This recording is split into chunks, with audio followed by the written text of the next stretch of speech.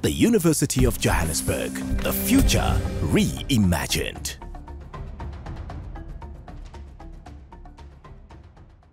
Allow me to introduce Professor Abdool Karim, the Fellow of the Royal Society, a South African clinical infectious diseases epidemiologist, widely recognized, very widely recognized here at home, but all over the world, multiply awarded for his scientific and leadership contribution in AIDS, HIV/AIDS, and COVID-19, which made him really, again, famous to the general public in South Africa. He is the director of the Center for the AIDS Program of Research in South Africa, CAPRISA, in Durban, and CAPRISA Professor of Global Health at Columbia. He's also adjunct professor of immunology and infectious diseases at Harvard, adjunct professor of medicine at Cornell, and pro-vice chancellor research at the University of KwaZulu-Natal in Durban. He was, as I already indicated, president of the Medical Research Council, South African Medical Research Council, before the current president, Glenn Gray. Salim is vice president of the ISC, the International Science Council, member of the Science Council of the WHO, the WHO TB/HIV Task Force, the Africa Task Force for Coronavirus, the AU Commission on COVID-19, and the Lancet Commission on COVID-19. He is, as many of you would know, ranked as one of the most highly cited scientists on Web of Science. Serves on many boards of and including among the prestigious journals on which he serves: the New England Journal of Medicine, Lancet Global Health, and Lancet HIV. He is a member also of the US National Academy of Medicine.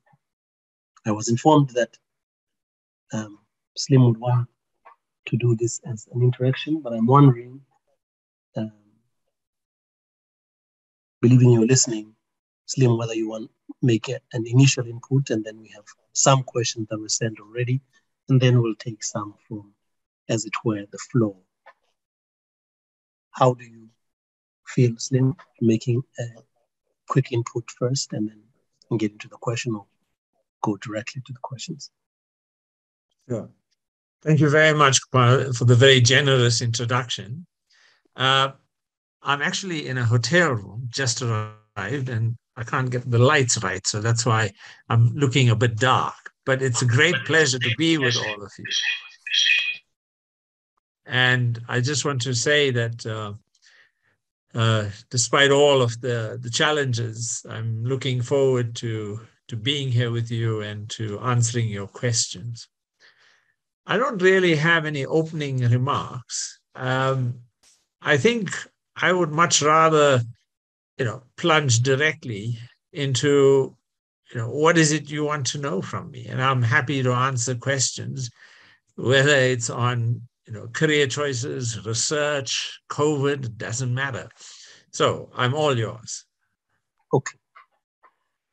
Thank you again, Salim. There are 4 questions we have already, and inside them, they fold in a number of sub-questions. And we'll start perhaps with the first 2, and then respond to that, and I'll take 2, and then while people are preparing for other questions, as you have already invited them.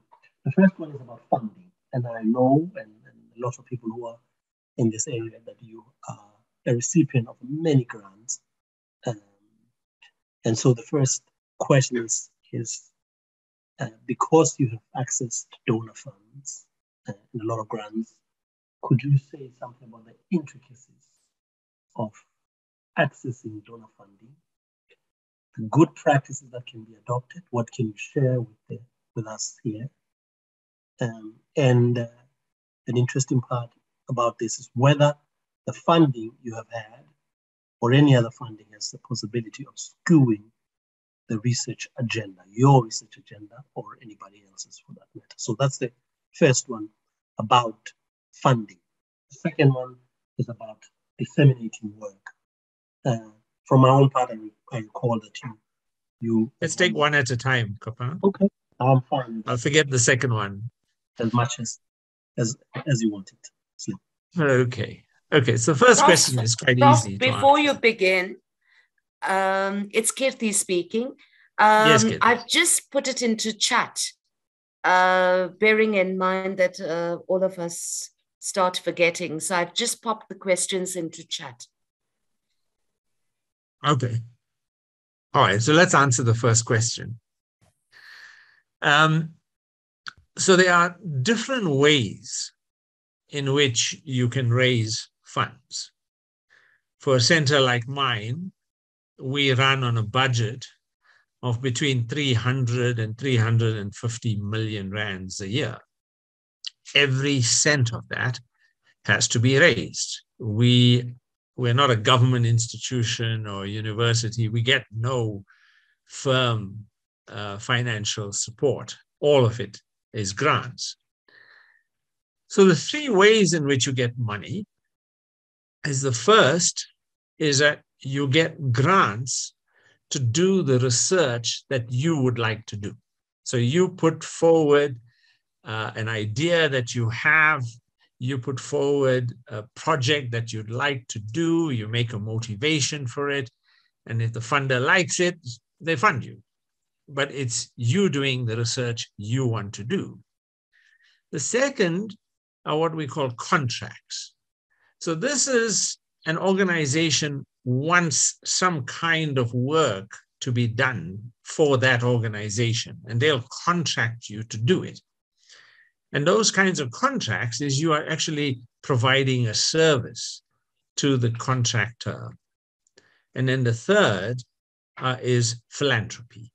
Philanthropy is money you get where somebody just wants to give it away, as long as what you're proposing to do is something they like, they're just happy to donate it. So it's a donation. They expect nothing in return. So those are the three ways in which you raise money. For a center like mine, you would think that we would try and raise money from all three mechanisms, but we don't. We do not receive any philanthropic money. So we don't actually get donations. In fact, it's a big issue we've been talking about. Should we start trying to get donations? But to get the kinds of donations we would need millions each year. And there are not many sources that donate millions a year expecting nothing in return. So we do not get donations at present. The second mechanism, through contracts, we don't do. We do not undertake contract work. We provide no services to anyone.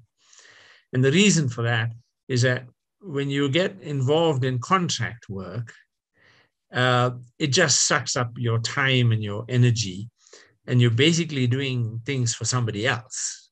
And often you can't even publish it because it's not really, scientifically valid or scientifically interesting.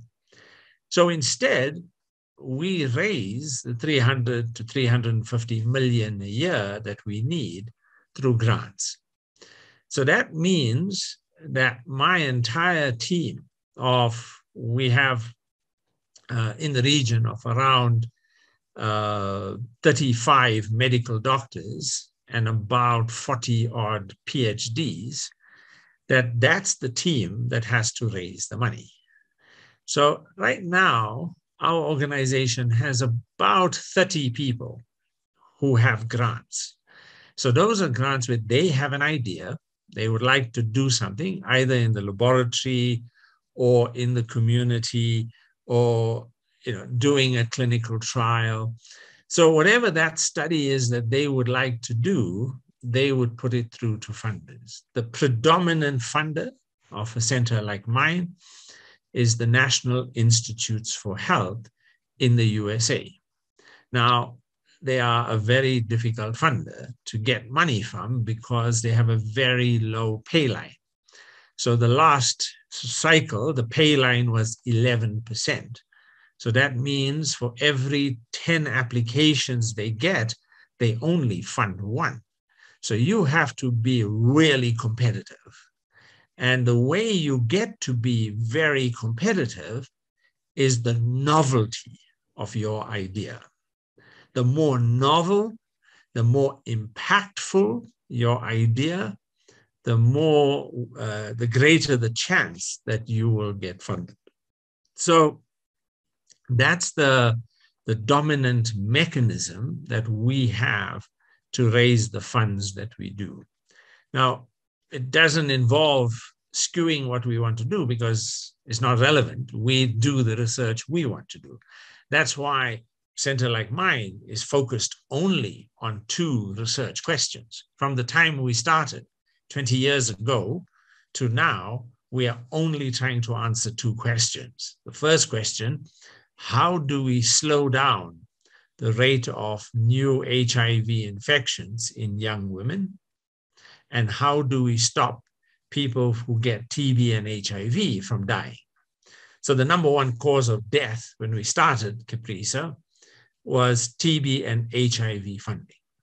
TB and HIV deaths. The second big question at the time was, who gets most HIV infections? And the answer to that is young women. So we are tackling the 2 most important questions in HIV. And so that explains why we can get funding quite so readily. Now, there was a question about, do we get money from the university? We actually give money to universities. We don't get money from universities. We fund the University of Cape Town, the National Institutes of Communicable Diseases, University of KwaZulu-Natal, and we fund the University of Western Cape. So all of these institutions get money from CAPRISA in the region of around 10 to 15 million between all of them each year. So the grants that we raise them for ourselves, but we also have several partners working at various universities. And so we will fund them for the work that they do with us. So hope that gives you an answer to the question. You can see the second question there, Salim. I'm not sure about the second part. Yeah, so if the person who asked it is around, unless you understand it, what are the mechanisms for disseminating research to communities? That part is clear, but the second part I'm not quite sure. Including specific related disciplinary experts. Yeah, sure. So we have a whole community program. It was actually part of the creation of CAPRISA, was a community program.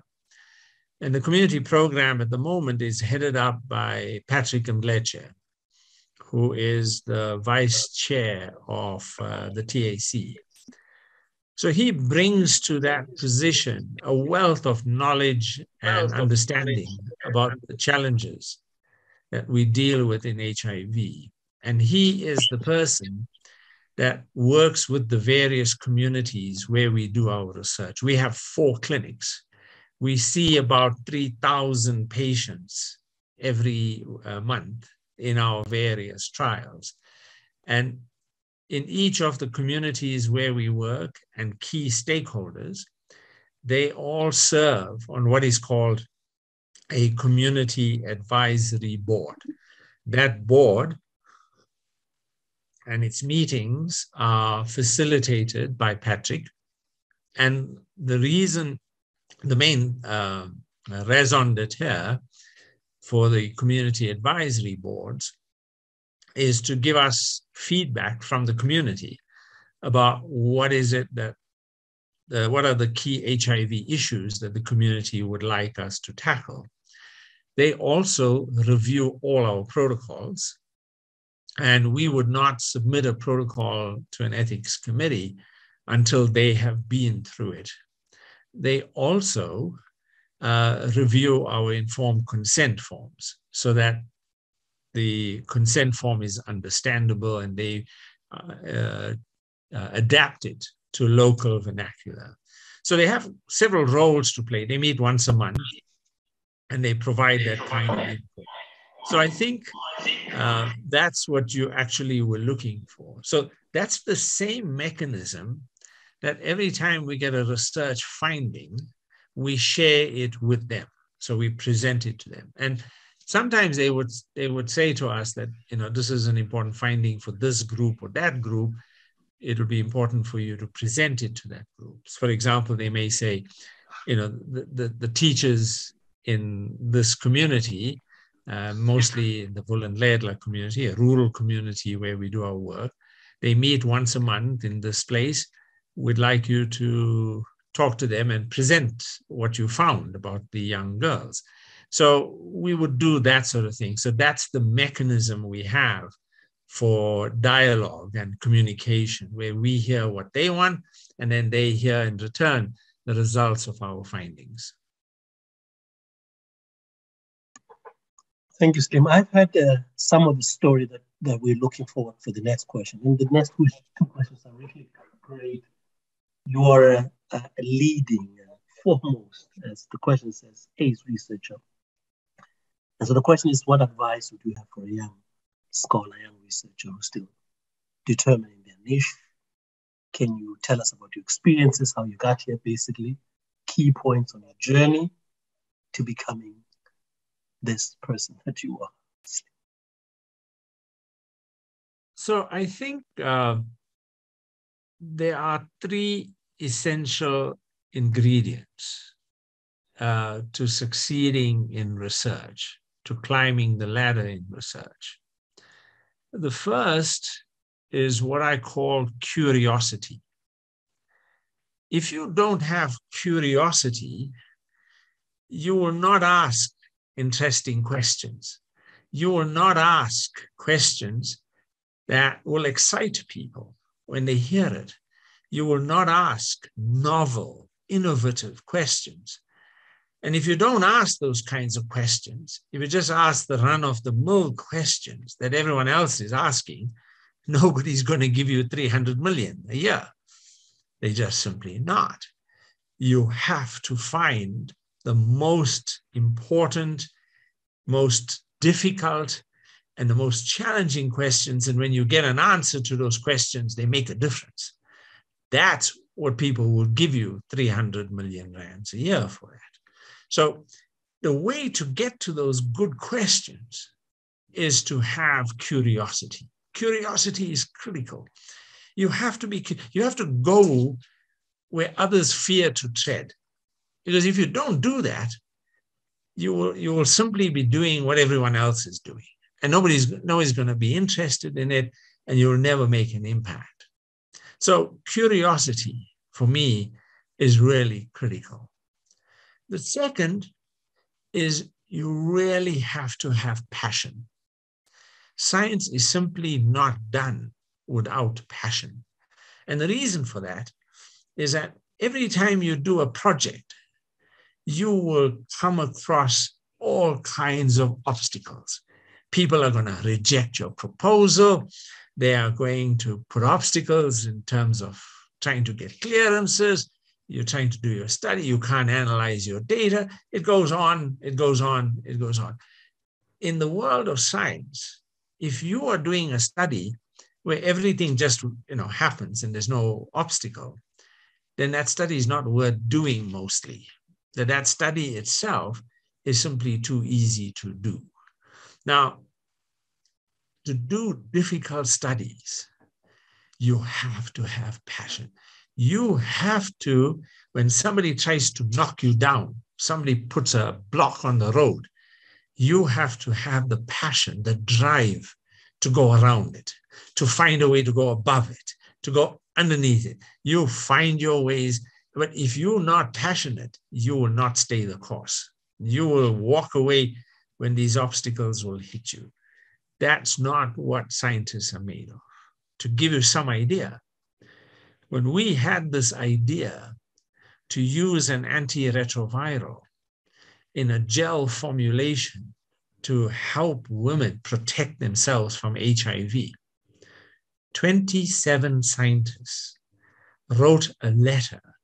They signed a letter sent to Nature attacking us for what we were doing. They said that this study that we are proposing to do, this idea, is not a good idea. We are going to promote antiretroviral resistance.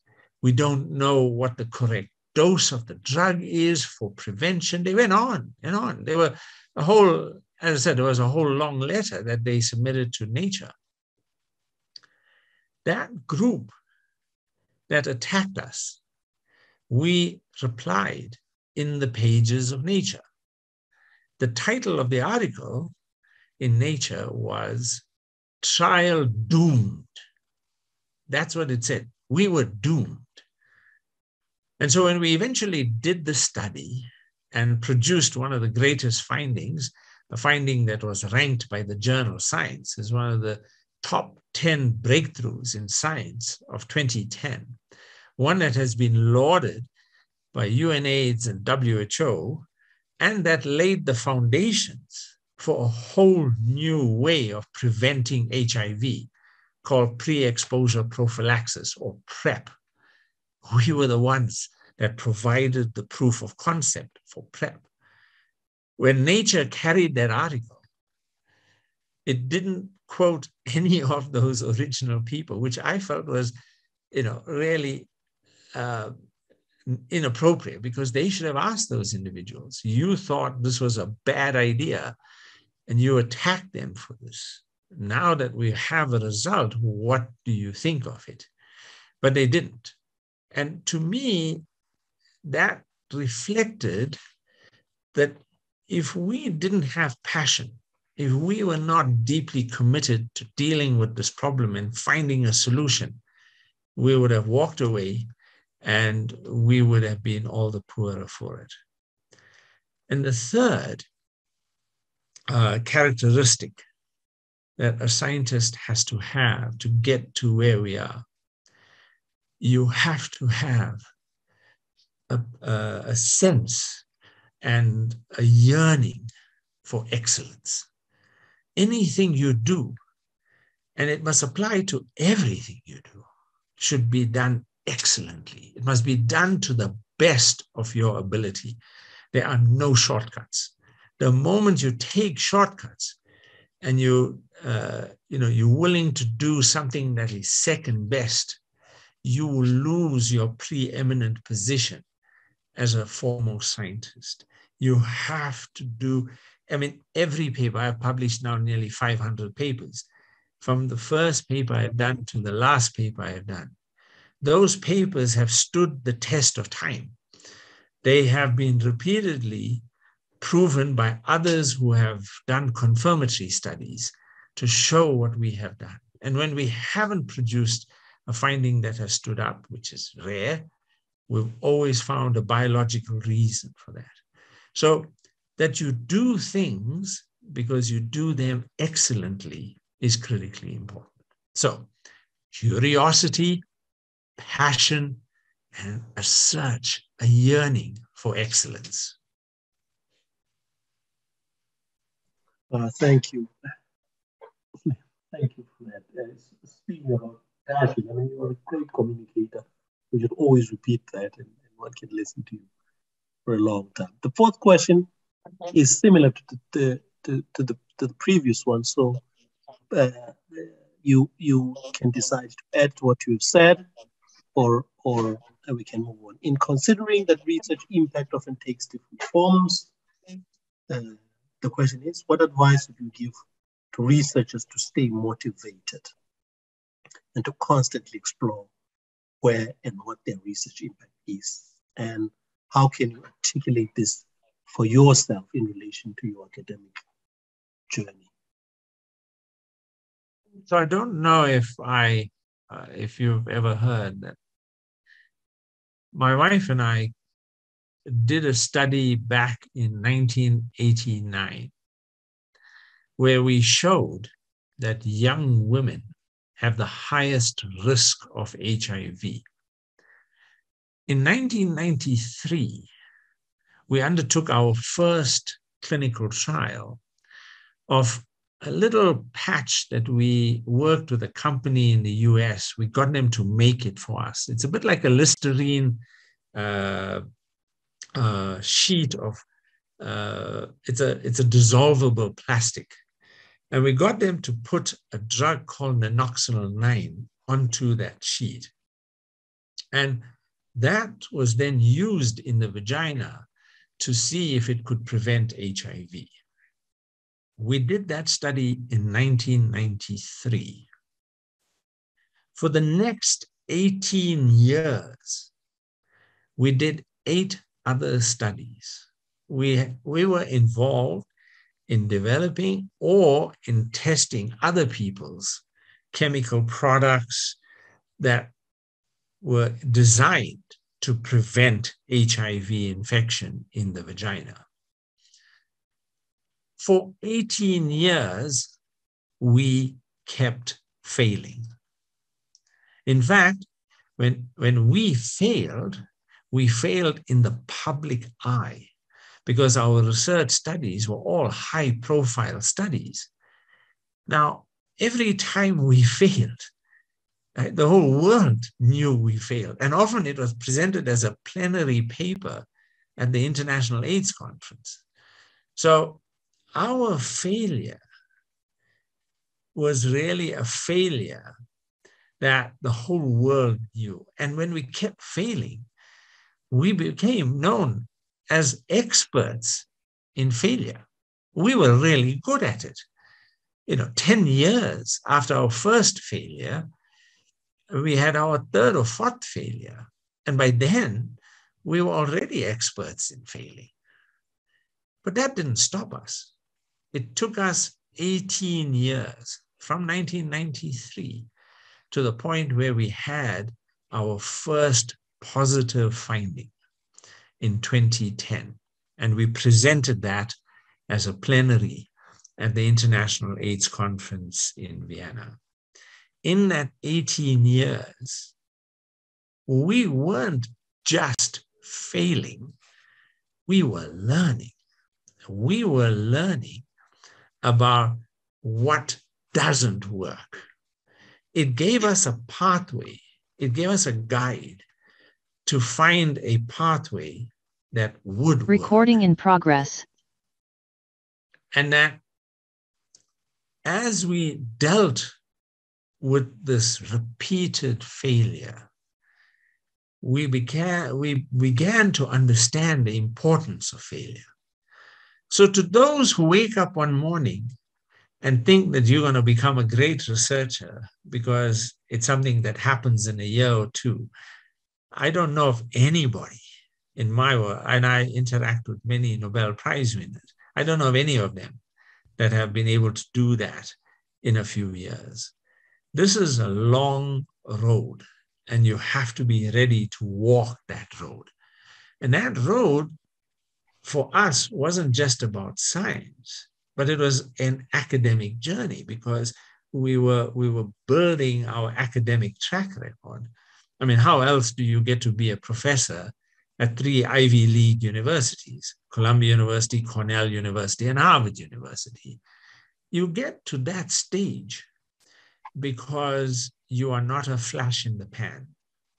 You get to that stage because you have a track record of repeatedly doing impactful research that is changing the field that you are working in.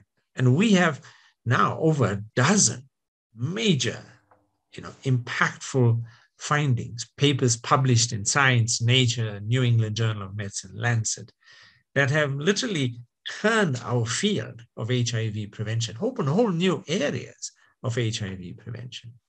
So my answer to you is that path is available to all of you. I can see every one of you succeeding on that path. If you have those 3 ingredients that I talked about at the beginning, those 3 ingredients give you the right recipe to follow this path and to take this journey, but knowing that there are no shortcuts. You have to go the whole long road.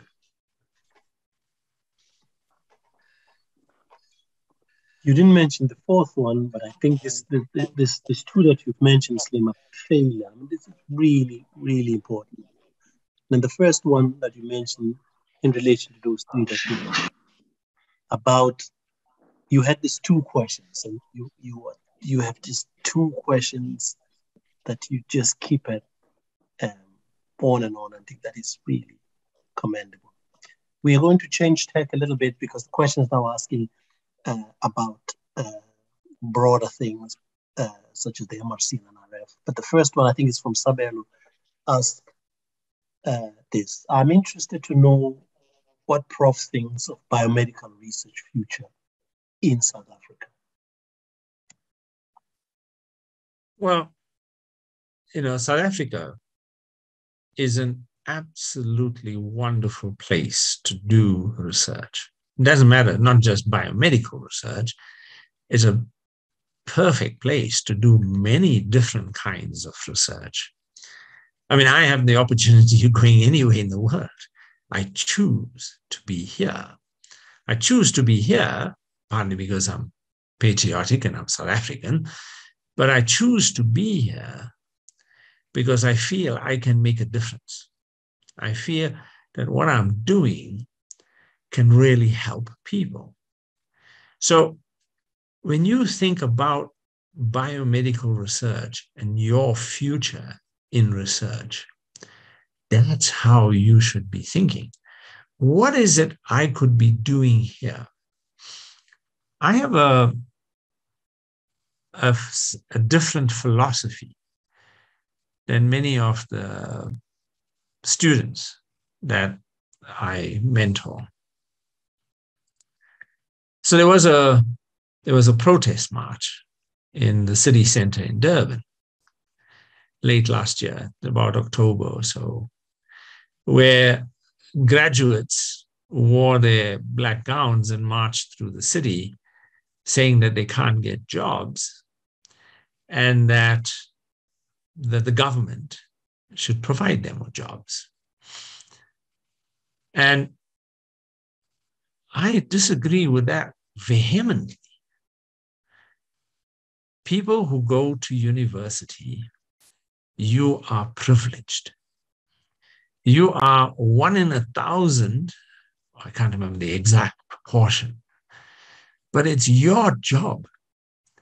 It's your responsibility, having trained at the expense of the public purse, having trained, having gained this position of privilege because the poor person who paid their VAT, who paid their taxes, enabled you to achieve this new station in life.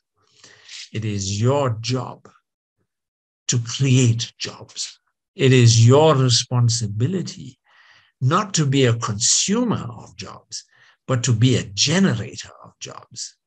So on all of us who are graduates, it is our responsibility to find ways to build our country, to create the jobs that many others will take. And we can do so in a range of different ways. But there should be no sense of entitlement.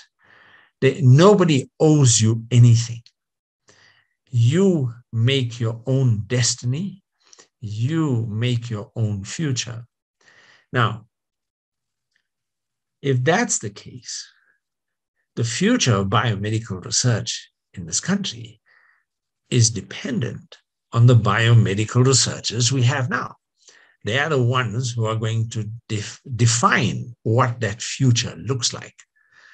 And as long as we have really good researchers, who will continue to do great research, you can be assured that South Africa will be a home of really great research, whether it's biomedical or otherwise. The next question is about the two state organs that are involved in research among the many.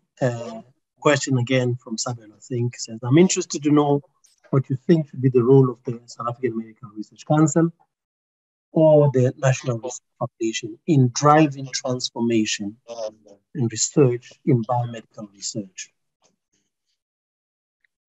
So we have a huge, responsibility in our country.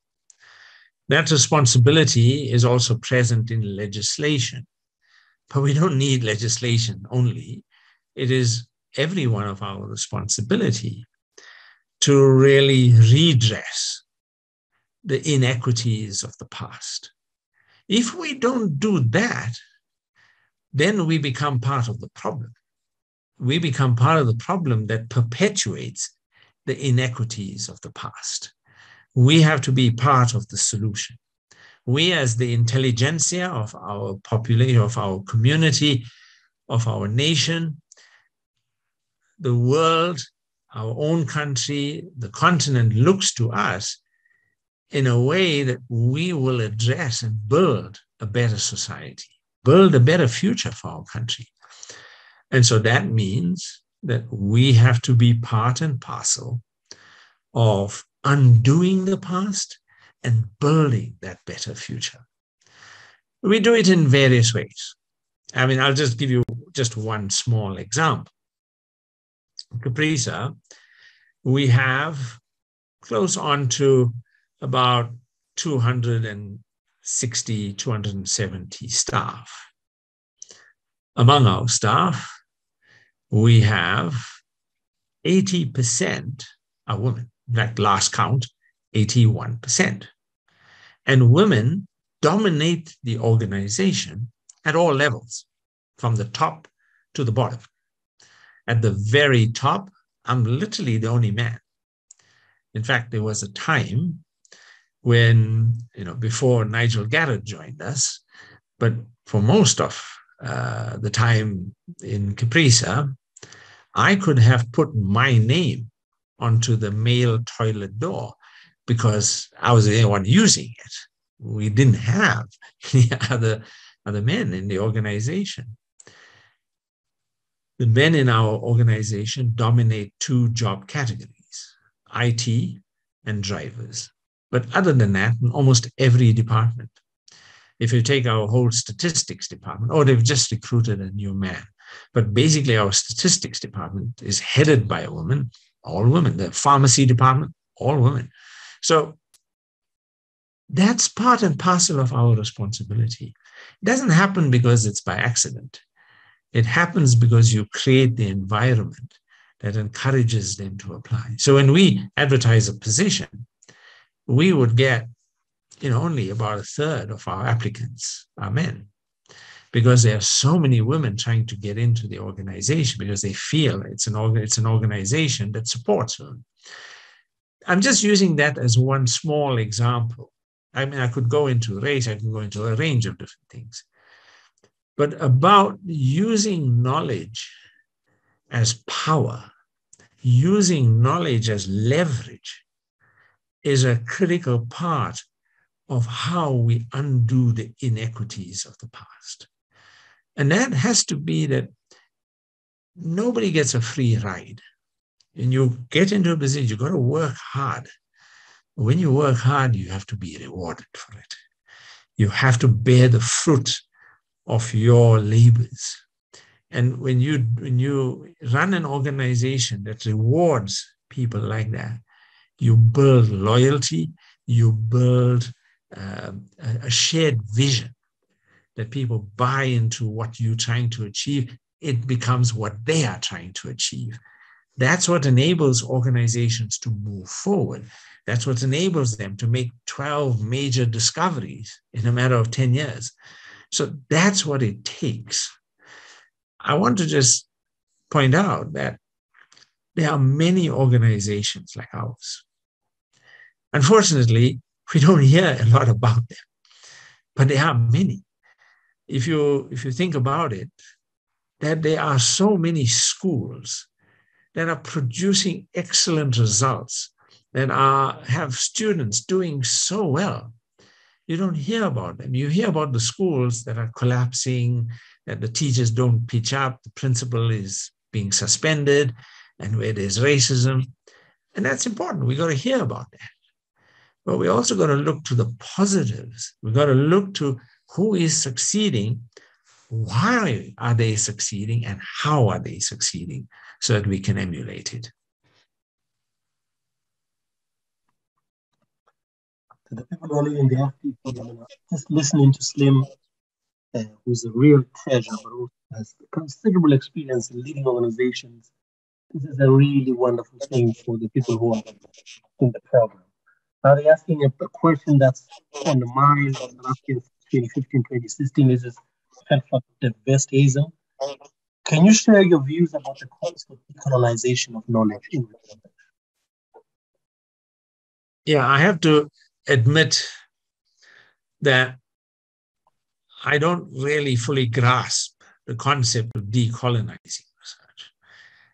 From my perspective, when I look at what I do, it is based on what is the biggest needs in our country. HIV until COVID was the #1 health challenge in our country. And I felt the research needed to respond to that. Now, I'm not doing research on a rare cancer that's common in the US and that occurs rarely in South Africa. So to me, I'm not trying to decolonize my own research. But I understand that the concept that knowledge can be used to create asymmetric power dynamics, and that creates a sort of colonizer and the colonized, and that where knowledge is used and the resources to generate knowledge are used in that way, that's what we need to fight against. And if that's what you mean by decolonizing knowledge, absolutely. And that has to be that we treat knowledge in a way that is empowering. It empowers every person that has access to that knowledge, and we have to increase that access to that knowledge.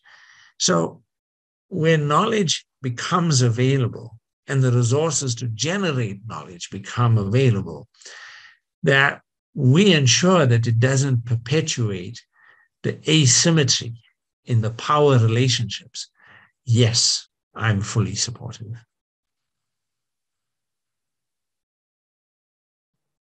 So the professors here are also asking questions for themselves, but also for other people. The next question is asked by, I think it is Professor Ramesh. Is asking, because you have this experience and we're engaging in our country's future professors who will establish their own niche areas, can you share how you came to your research niche areas?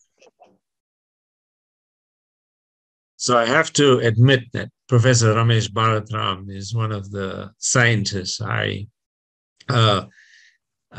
continually am impressed with, and I hold him in very high regard. You know, he, at a time when physics was a domain that was out of reach of many people, he rose to the highest echelon. So I'm deeply honored that he's even in this in the session. And to answer his question, we have seen how in research there is a temptation to flit and to become unfocused, you know, because in research there's also fashion. It's fashionable, right, to look at monkeypox right now. Right? It wasn't fashionable If you were working on monkeypox 1 month ago, people would have laughed at you. What are you studying monkeypox? We don't even have a single case in South Africa. We haven't had a single case for years. But if you are studying monkeypox today, that's the fashion. Tomorrow, it'll be something else, right? 2 years ago, it was Zika virus. So you have to resist the temptation to lose focus. You have to resist the temptation to be pulled in different directions. And funders are very bad for that, because when they put out a call and they want to fund research in a particular area, the temptation is that many of the researchers will shift what they're doing to doing research in a new area, because that's what the funders want to fund. That's very unfortunate. You have to find your niche. And when you find it, and I can't tell you how to find it.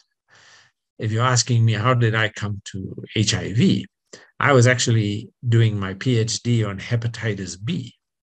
And along comes this new virus that's transmitted very similarly to hepatitis B.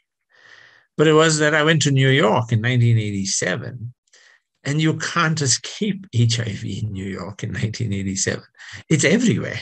In 1987, it was a disease killing people, and it was a major source of concern in the gay community in New York. So you couldn't get away from it. So we came back from New York, convinced that HIV was an important area, problem we were dealing with almost every day when we were there. So you have to find that niche. But when you find it, you stay the course. Because what enables breakthroughs is when you are right at the cutting edge of your field, that you know more than everybody else, and that you've done more than everybody else. And you can't do that if today you're working on Zika, tomorrow you're working on monkeypox, next day you're working on HIV. It doesn't work like that. And within HIV, you can't move, tomorrow I'm going to work on cure, today I'm going to work on something else. It doesn't work like that. You have to stay the course. You have to become the expert in that small area of science. And that's what will enable you to make those breakthroughs. There is no easy road to finding that niche. Sometimes it's serendipity. Sometimes it's, what your colleagues were working on or what your mentor was working on. Sometimes it's just something you have as a flash and saying, oh, I want to tackle this problem. So I don't have an answer as to how you find your niche. You just find it, or it finds you more appropriately. Professor Karim, how important is interdisciplinary research in your field? So almost everything we do is interdisciplinary, in that we do a full, we call it a soup to nuts program of research. So we and our clinic see patients, we take their specimens, we work on it in the laboratory, we generate completely new products, we make antibodies, we make gels, we make whatever, and then we take that back and we see if we can fix the problem with that. So that's what we do. In order to do that, you have to work across the spectrum. You have to work with people who are clinicians. We work with people in the laboratory. We work with B-cell immunologists. We work with virologists, immunologists. We work with statisticians, epidemiologists. So you work with a whole range, and it goes across the board, from the biomedical sciences to the mathematical sciences to the social sciences. You're working just in a very wide range. And the thing is that each person in the team is an expert in their area. They bring that expertise to the table. So there's no one person that's an expert in everything. You bring each of those individuals, and that's what makes the great research possible.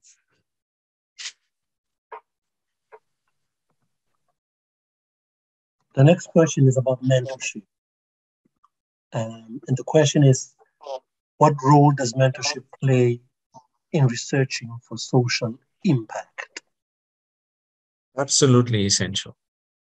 I don't know of anybody who has achieved greatness without mentorship. I have been very fortunate in my life. When I was in school, my physics teacher was willing to meet with me after school, and we would talk about physics. I mean, we would talk for hours about the Millikan oil drop experiment. And we would talk about Niels Bohr and what he found, what his life was like. And my teacher was just willing to spend that time. He was mentoring me. I didn't know it at the time, but he's mentoring.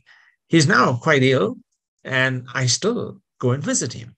And he sends me articles that he's read about me in the newspapers. So up to this day, I have a continual contact with that first mentor in my life. When I went to medical school, I was very fortunate in that Professor Jerry Kuvadia, the head of pediatrics at the time, took me under his wing. And he basically taught me the elements of good research. He taught me what scientific excellence was really about. And, he's a stickler. And, he just doesn't tolerate fools. And so you had to know what you were talking about. I would just go and sit down at lunchtime in his office and just sit and eat lunch with him. And we talk about science. We talk about research. We talk about apartheid. We talk about everything. And he was critical in my career. He gave me a lot of opportunities. He mentored me when I took up my first year of research scholarship. And then when I went to New York, I was mentored by one of the world's great scientists, Mervyn Sasser, and his wife, Zina Stein. Both of them influenced both Croatia and I enormously. They molded us in many ways. They got us to focus. They got us to think about problems in different ways. They opened new avenues of thought for us. But what is it the mentor does? Your mentor is not just a sounding board, but your mentor is somebody that you have so much of trust in that they can tell you hard truths. They can tell you like it is. And that you're not, you don't wilt because they tell you that. They're telling you because they are trying to be constructive. They're trying to help you. They are also people who are opening doors for you. They are creating opportunities for you. And mentors are critical to everybody's research career. Mm-hmm. Karim, if I'm correct, we are stopping in 4 minutes because Salim is, as we well all know, very busy and gave us this hour. So we will only ask one more question, although there are two on the floor, but here it is. Salim, what would be your advice for securing collaboration with an established researcher such as yourself? I often find established researchers like yourself to be inaccessible and responsible, mainly due to busy schedules. So at the moment, my center collaborates with something like about 320 researchers across the globe, across all continents. I myself collaborate with well over that number. I mean, I advise dozens of governments right now on COVID across the continent and well beyond. And I collaborate with researchers across completely, different languages, different cultures, and so on. It's really important. There are two things about collaboration that you should always keep in mind.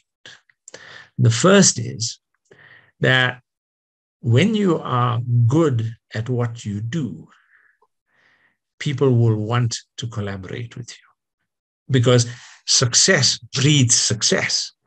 And people who want to be successful look for people who are successful. Right? That's important. But the second for me has been more important. When I collaborate with somebody, it has to be on an equal footing. In other words, I'm not going to do a study of theirs. I'm going to do a study of theirs on condition they are doing a study of mine. So we are always quid pro quo. You don't end up with a situation where your collaborators are raising funds and telling you about studies they would like you to do in South Africa. Don't do that. I wouldn't do it. I have enough of my own research. I don't need their research. But you have to be a good citizen. And being a good citizen means that you participate in many international studies with collaborators because you want to be part and parcel of, big consortia that are doing good and important research.